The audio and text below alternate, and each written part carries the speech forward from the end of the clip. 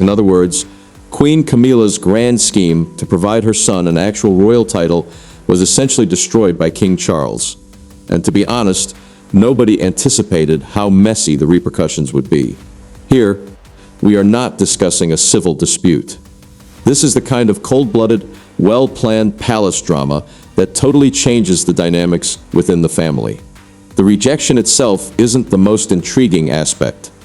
When Camilla was told no, she did this, because that's the point at which the narrative becomes very bizarre.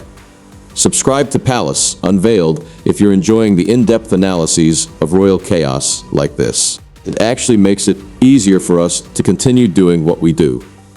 Let's now discuss why the scenario doesn't add up as the palace most likely had hoped.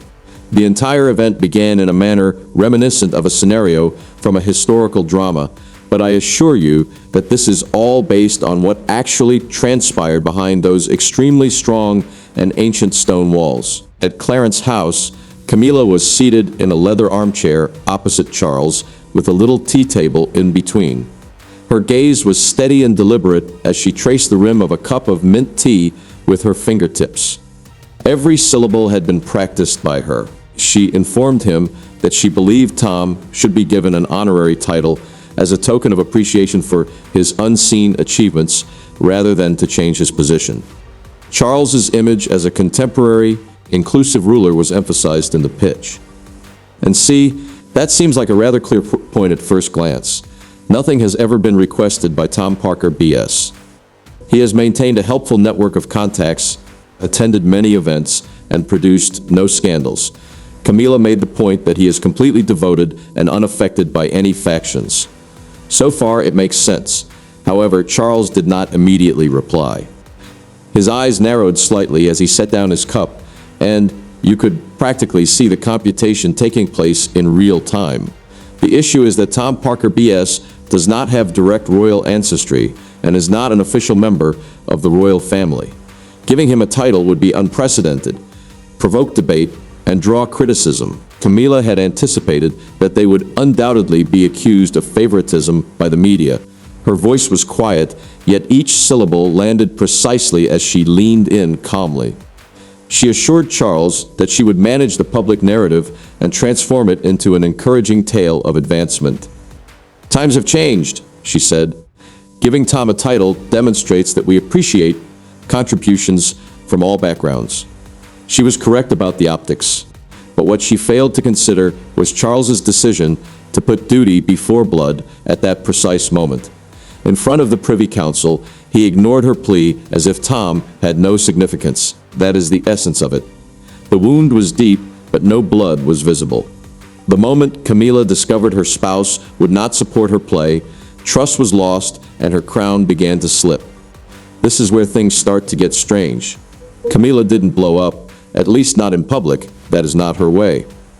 In royal circles, she was aware of the consequences of an emotional outburst. She would be perceived as unstable, resentful, and power-hungry with just one mistake. The palace doesn't stand up for you once that label takes hold. Rather, she adjusted. Her focus moved from persuasion to accuracy. She would target what Charles cherished most, which was his image, if he refused to give her what she wanted. She carefully turned on a network she had developed over the years. A few covert phone calls to former media buddies, reporters who owed her favors from a previous existence in which she was merely the mistress behind the curtain. She was collecting debts. The chance presented itself during a charity event at Somerset House, with its historic walls, music, flickering candles, and the Thames outside shimmering like black glass. Donors, dukes, and reporters with long lenses and long memories were among the customary crowd inside. Camilla showed up wearing ivory silk. Her grin was flawless. She was the elegant royal consort in every way. However, the fury remained beneath the charm. With ease, she walked around the room, laughing and chatting with. But her gaze continued to search till she came across him. A journalist of the era, someone who recalled her from the day she was mentioned in whispers. Raising a glass of champagne, she leaned in and whispered that Charles was quietly neglecting his own family in favor of Princess Anne and William for official tasks. The royal family's division is depressing. My music was planted, and it spread. The newspapers and the internet were dominated with headlines by morning. Is the monarch picking sides? William and Anne are preferred by Charles. Disregards Camilla. There was no subtlety to the subtext. Whether on purpose or not, Charles was taking sides as they contrasted the Diana camp with the new family. The media exaggerated it. Once visible, Camilla and Tom were conveniently forgotten. The popular heirs on the public scene were then William and Anne. Online. One hashtag, #NumberRoyalDivide, went viral. It was popular all across the world by nightfall. Camilla remained silent. As soon as Charles saw the first headline, he knew it was Camilla's work. In his Buckingham Palace office, he sat by himself. Newspapers lay on his mahogany desk, the pages glowing warmly from the desk lamp, but his face had darkened. The tactic was well known. There aren't any overt insults, just enough to make people wonder and make them uncomfortable. It was brutal and subtle, and only one individual had the media connections and the will to pull it off. Charles's fist tightened. The betrayal was more painful than previously. The king was seen by the world as a national father figure who was above family conflicts. His reputation was damaged if the media portrayed him as supporting William and Anne, but ignoring Camilla and Tom. Even worse, it raised questions about whether he was still Diana's bloodline's protector or the monarch of unity. Trust was brittle among royalists. Charles had been welcomed by many as a link between the ancient and new worlds. However, this storyline threatened to reframe him as weak, split, and partial. The aftermath was already taking the form within the palace. Silently, the court was splintering. There was suddenly something to cling to for factions that had always existed beneath the surface. While some condemned Camilla as reckless, others whispered support for her. Charles could see that every choice he made now ran the risk of being perceived as favoritism. Under his house, he was now overseeing a cold war. Camilla hadn't yelled. She didn't need to make a scene, and she hadn't. Without ever leaving her mark, she had merely sowed enough doubt to polarize him in the public view. Though Charles knew better, outsiders would refer to it as gossip. He would not allow it to go unchallenged, but it served as a warning. He called Camilla to Clarence's home. That afternoon, the sky was gray and low, and the rain was consistent. The walls were moist inside. There was heavy air. Calm as ever, she sat by the fire across from him. She had a calm expression. Charles informed her that he was aware of the precise source of those items. His eyes were fixed on hers as he spoke in a chilly tone. He warned her to quit playing the risky game before it hurt them all. Another controversy is too much for the royal family to bear. Camilla grinned, but her gaze was piercing. She promised to quit only if he agreed to give Tom an honorary title. It was only fair, she remarked. She was merely defending what was rightfully hers after he humiliated her in front of everyone. Charles tightened his jaw and shook his head. His voice had become more strong. He informed her that she was going too far with this and that he would not give in to such pressure. She didn't recoil. She vowed to keep going until he understood that she and Tom are part of this family, not just those with legal ancestry. Then she stood quietly determined. He knew what she was capable of, and she threatened to continue if he didn't give up. Charles gripped his chair's arms and sat still. A sensation of powerlessness swept over him. He had believed Camilla would be persuaded by love and logic. But she was no longer the kind woman he had known. She was now a dangerous opponent. He knew that this argument had further strained their relationship. As he watched her walk away, her steps solid on the polished wooden floor. Camilla's subsequent actions were more daring. From late-night BBC talk, shows to social media posts, and even tabloids like The Sun, the story went viral. She discreetly recruited close friends and anonymous sources who attested to Charles's disregard for her. Their remarks gave the narrative a sad emotional weight. Tom was shunned despite his loyal service, while Camilla was alone in a chilly palace. She told a friend that all she wanted was justice for her son. However, it appeared that Charles had forgotten they were related. The impact exceeded her expectations. The tales started to be absorbed by public opinion. Charles's approval ratings somewhat declined, according to online surveys. Camilla's persona changed to that of a victim. Charles sat by himself in his office, scrolling through comments on the internet, his heart heavy as his reputation broke apart, divided between a just monarch and a cold, prejudiced father. Buckingham Palace felt oppressive in the weeks following their unsuccessful encounter. Charles was aggressively attacked by the media, who portrayed him as aloof, prejudiced, and a king who ignored Camilla and Tom in favor of William and Anne. Talk shows on the BBC were rife with discussion analyzing the royal rift. Analysts said he neglected his present family in favor of his kid and sister. Old preconceptions persisted in the meanwhile. Many people still saw Camilla as the other woman, and this stigma spurred social media criticism. The fire spread more quickly. The story was reinforced by altering old family photos to emphasize Charles's distant demeanor. He was once praised as a monarch of justice, but many now believe that he was self-centered and only cared about his first marriage's bloodline. Charles read these articles every morning. He turned the pages, his hand shaking. He was aware that his reputation would suffer irreversible harm if he did nothing. Even worse, Diana's passing put the monarchy in danger of experiencing its biggest crisis of confidence. He was therefore unable to wait much longer. Charles gathered his closest advisors in his personal office at Buckingham Palace. Charles's face was bathed in a harsh illumination from the desk lamp, emphasizing the tension-carved stress lines. He advised them to attack her weakest area. His tone was forceful but quiet. He gave them instructions to thoroughly audit all of Camilla's philanthropic contributions abroad. He requested a thorough, covert, and quick report. Charles has been observing something strange for a while. A mysterious consultancy firm received large quantities of money. What they did was not well documented. He had disregarded it out of confidence. He was now committed to finding the truth. His advisors simply nodded. The audit started right away.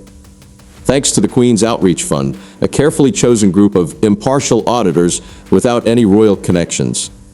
Her largest charity, which concentrated on social and cultural initiatives, was. At Windsor Castle, they worked all night. The books looked clean at first. They were able to get funding for charitable events, heritage projects, and programs that help underprivileged youngsters. But beneath a glossy sheen, cracked like cracks. Projects managed by Camilla's close circle and Tom Parker Bowles received funding. Tom was connected to restaurant events worth hundreds of thousands of pounds. They were all classified as promoting British culture and music. Community education took the form of lavish dinners at high-end London restaurants where Tom served as head chef. They actually expanded Tom's network of business contacts. More shrewdly, political advocacy organizations used some funds. Through seminars and lobbying, these organizations worked to increase Camilla's impact on national issues. The auditors were taken aback. A $50 zero-zone transfer to a company controlled by one of Camilla's close pals was recorded. Later, that money was used to finance a covert media campaign that coincided with the unfavorable articles about Charles.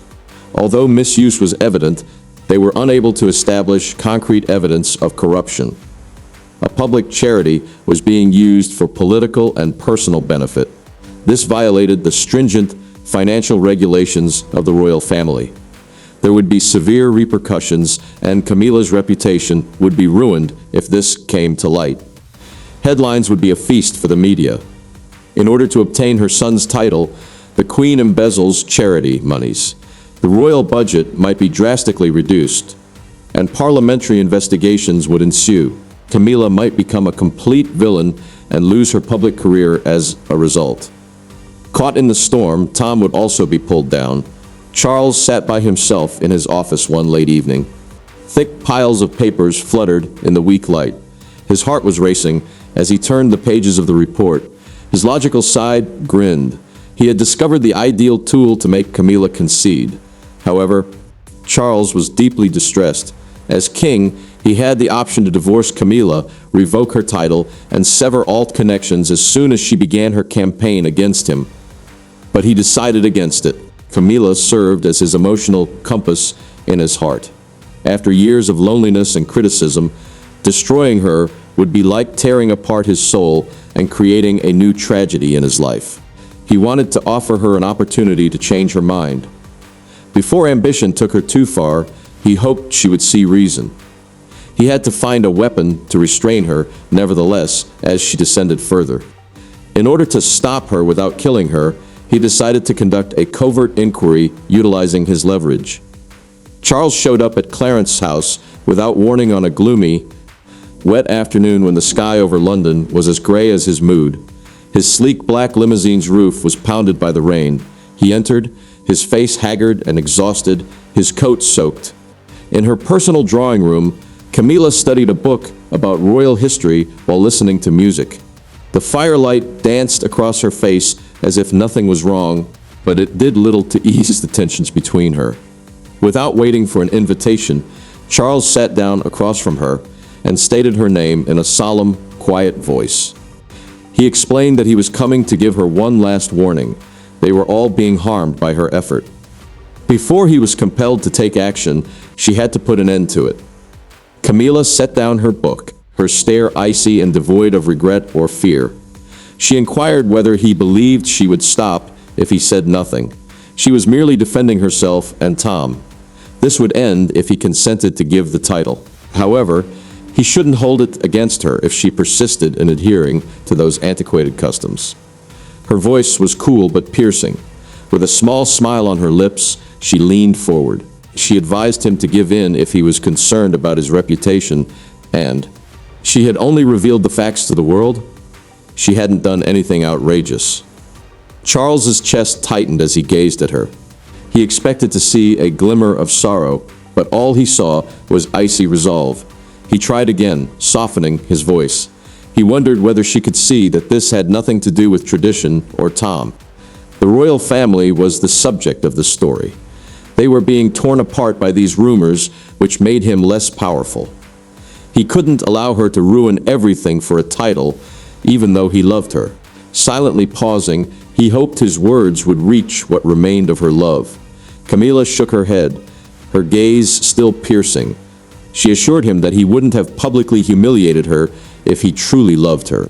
She claimed that rather than Tom or her, he was concerned about his reputation. She refused to give up. It wasn't until he recognized that this family needed to change. She stood up, indicating that the discussion was over. She obviously didn't take his warning seriously. As if this meeting were only a temporary diversion from her intentions, she turned to face the window and observed the unrelenting rain. Charles left Clarence's residence with a surge of rage and irritation as no settlement could be achieved. He felt he could not wait any longer as he sat in the car and watched the rain streaming down the windshield. Words had lost their power, and Camilla was overcome by ambition, and he needed to take action.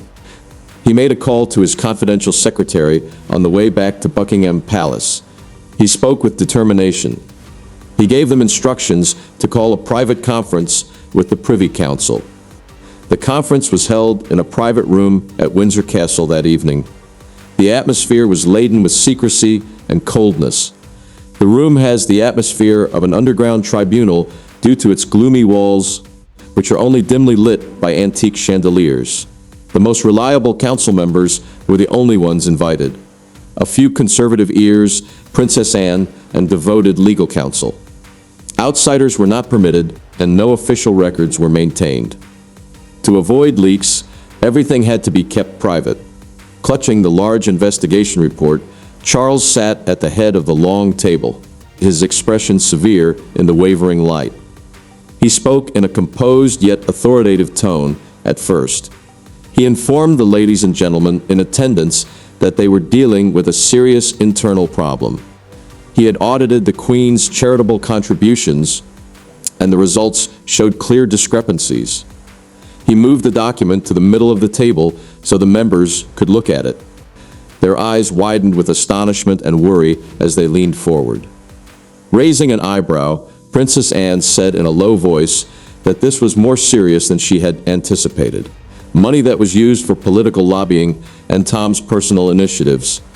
Charles explained the specifics while nodding. These expenses do, in fact, go against transparency laws and may be considered an abuse of authority. The royal family would be immersed in scandal if they were revealed. However, he didn't want this to be known. They would all be harmed by that. Rather, he suggested limiting Camilla's access to royal budgets and media outlets, reducing her public role, and transferring the fund's management to an impartial oversight board chosen by the council. As members exchanged wary looks and one earl raised his voice, tension erupted in the chamber. By doing this, her influence would be reduced without creating a public uproar. Will she accept it, though? Charles said in a stern tone. She'll have to. This is not meant to punish anyone, but rather to safeguard the royal family and... The suggestion was accepted by tacit consensus following a brief discussion.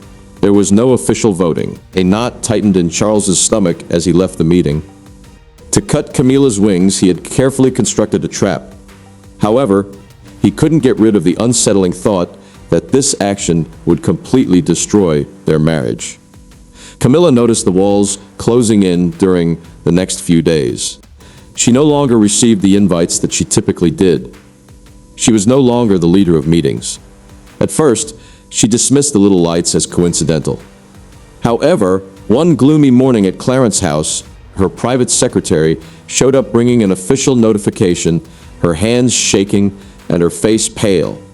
Buckingham Palace has ordered the transfer of the Queen's Outreach Fund to an independent oversight board, the secretary explained in a scarcely coherent voice. Every project associated with Tom had been placed on indefinite hold. The letter crumpled as Camilla's fingers gripped it tightly. Tom's events, which had previously been flourishing, were now stuck in limbo because that fund served as the meticulously constructed basis of her influence, and she went to the window and noticed that Charles was the only offender. She immediately made contact with a quiet ally within the Privy Council. Her suspicions were verified by their brief exchange. Camilla felt her blood chill. The system she helped create had been turned into a weapon by the man she once trusted, suffocating her. Beneath her skin, rage boiled.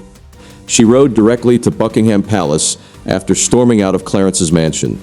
With the door slamming behind her like a gunshot in the quiet, she stormed inside Charles's office.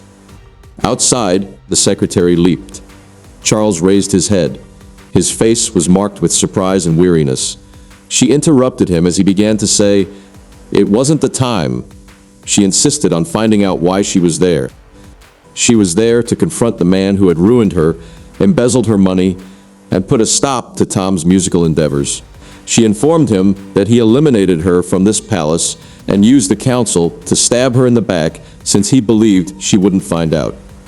Anger and pain flared in her face. She claimed that even though he was the king, he had no right to treat her or them in this way. Charles slowly stood up, his eyes full of suffering, but his face serene. He had prepared for this, but not for the tempest of rage that immediately confronted him. He walked around the desk, looking for solid words to close the growing distance between them. Camilla stabilized herself by inhaling deeply. She said that it wasn't about ruining him. The goal was to keep the royal family safe. With the rumors and the media campaigns, he went too far. Her finances were found to be irregular, with money going into Tom's political lobbying and personal endeavors.